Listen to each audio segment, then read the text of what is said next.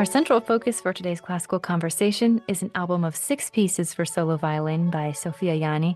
But what seems like a self-descriptive title, 6 pieces for solo violin, it's maybe not so straightforward because you'll actually find 7 tracks on the album.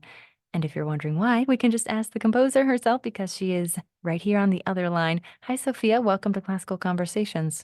Hi, thank you for having me. What can you tell us about your violin solos and why we get a bonus piece on the album? I could tell you a lot about the solo violin and the pieces and why I wrote them. Just a few words. It's 6 different ideas I wanted to explore. So that's why we have 6 pieces. And then when we decided we wanted to make an album, so it's not like we didn't start with a work premiere as you would usually do in classical music. We decided we want to share this music with the world via an album, via a recording.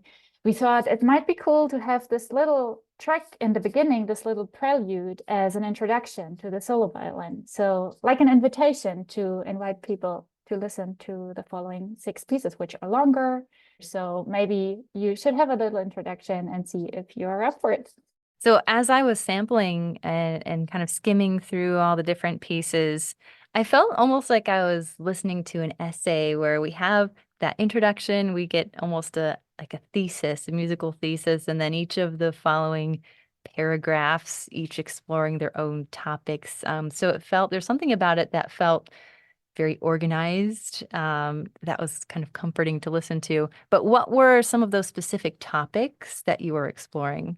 I would say the main topic was the solo violin I was interested in. So I was really inspired by the act of playing the violin, I think, because for me, when I listen to music for solo violin, it's like it's very precious. It's like the most honest, it's a beautiful form of solitude, I would say.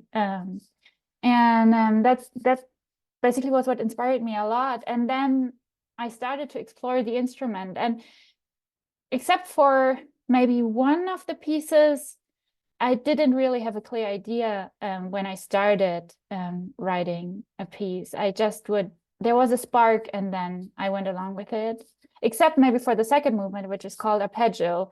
And that was really a movement where I thought, I really love the arpeggio figure on the violin. So I want to write an arpeggio piece. And this piece is exclusively about the arpeggio. So that was maybe like the most technical approach. But all the other pieces are pretty much, they just came out. I went about the composition process very intuitively, I would say.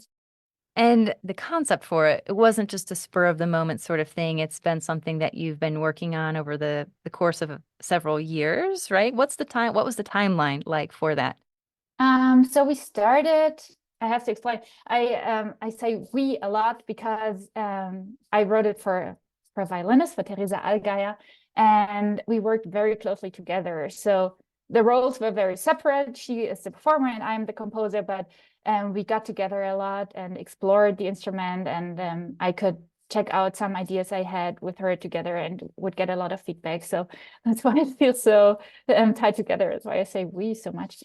So we got together for the first time, I'd say in October 2020. And at that point, we hadn't really decided what we wanted to do. We got together once a week for several weeks and would try out some stuff, would try to create soundscapes and find new sounds and techniques on the violin that were interesting to me.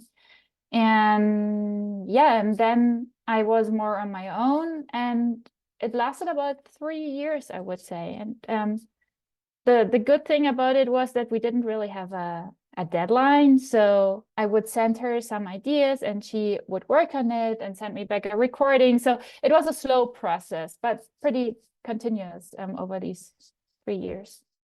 How about the final recording? I think it was a music video that showed a church in southern Germany where it was recorded. Could you tell me a little bit more about that?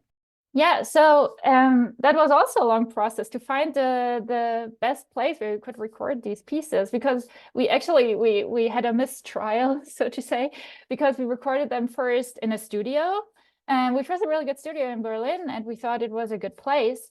But then Teresa decided she didn't feel well at all while playing, and she wasn't really. We both weren't really happy with the result. So we thought we need to find another place. We need to try again. And then actually the church was upon our doorstep because her dad actually is the church musician there, and she grew up basically in this church. Like she knew it from her early childhood, and it's a beautiful place because it's very remote. It's in the mountains. It's in the woods. It's very secluded. Yeah, it has a great atmosphere. It's a small Baroque church, and it sounded really, really awesome. And yeah, that was really magical for us. And we were so happy that we did it a second time.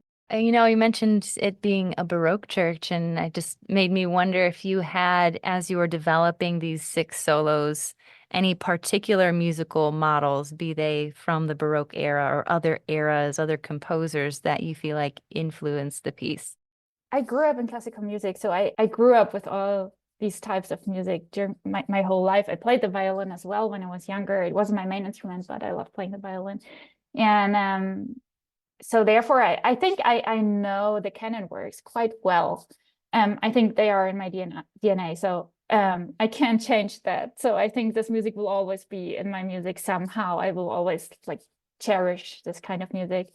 Specifically when writing these pieces, I have one piece where I took the last bar of an Isai sonata, and I was interested in starting my composition from there. So that's a direct influence. And then I studied a lot of Bach also, because I don't know, Bach on the violin, that's the solo sonatas, that's something else for me. I really love it. So I wanted to see why it is I love them so much, and how I can refer to them in a way, or how I can have this kind of what it does to me also have it in my music. There are no direct quotes or anything, but I think the spirit is there. Bach is in my music a lot. What were you looking to explore on the instrument in terms of like the modern perspective? Or do you feel like it's more of an homage to just the history of the violin? I mean, what I was interested in about the violin is that it's been built the same way it's been built like a few hundred years ago. So there wasn't really a huge technical advancement that happened, like compared to the piano, for example, or for brass instruments. They developed a lot, and then composers were able to do different things and were interested to, like for example, Beethoven, when he wrote his Hammerklavier sonata.